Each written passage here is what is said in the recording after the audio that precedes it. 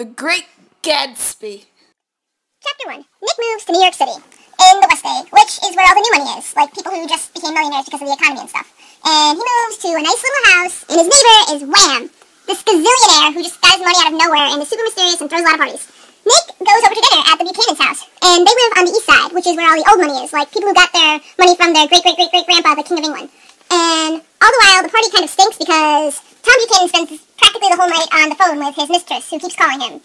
And after the party, Nick goes home and he witnesses his neighbor, the super rich mystery man, reaching out to the green light, which we later finds out symbolizes Hope and Miss Daisy Buchanan, who is back at the east. Chapter 2. Tom drags Nick to the Valley of Ashes, where Dr. T.J. Eichelberg looms over with his corrupt eyes, watching everything. And they go to Wilson's, and they get his mistress, Myrtle, who has crazy red hair. And then the three of them and some other random people who aren't super important go back to their apartment and get really drunk.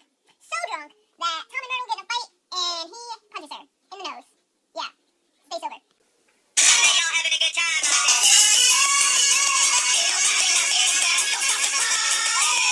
So, in Chapter 3, Nick gets an invite to my Gatsby's party, which is a big deal because no one gets an invite, they just show up. So he's at the party, and it's super awesome, and then there's this weird guy with super big eyes, and he's all like, ah, the books, they're white, they're real! And he's called the Outline Man. And then Nick finally meets Gatsby, who has a really nice smile. So, in Chapter 4, Nick and Gatsby go on a little bro adventure in his nice yellow car, and also, Jordan convinces Nick to have Gatsby and Daisy over for tea, because, by the way, he's kind of obsessed and in love with her, and he's been stalking her for years. So, in Chapter 5, Gatsby and Daisy finally meet again. And at first, Gatsby's all super awkward and shy and embarrassed and a little weird, but eventually he finally actually talks to her, and they hit it off really well. They go back to his place, and he shows her all his nice things and how wealthy he is and whatnot, and she starts crying. She says it's because of the shirts, but in reality, it's because, as Ryan Sheldon would say, her life sucks. In Chapter 6, Tom and Daisy both go to one of Gatsby's parties, which is really unusual because they're all old money and he's all new money, and they don't usually mix all that much. And Tom has a terrible time because he thinks he's too sophisticated for it, but, well, Gatsby and Daisy have a pretty good time. Yeah.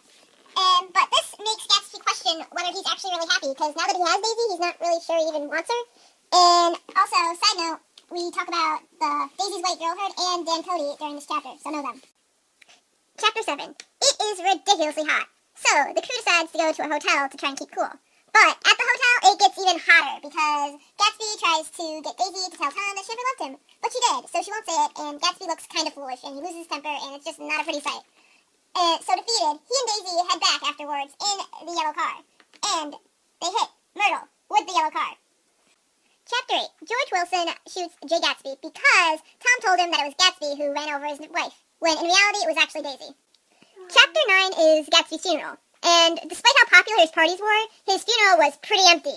No one showed up except for this weirdo who was in Chapter 3 and Gatsby's dad. Oh, and Nick, because he basically planned it and was begging people to come. But no one would. And Tom and Daisy ran off because, well, Daisy's guilty. Scott Fitzgerald.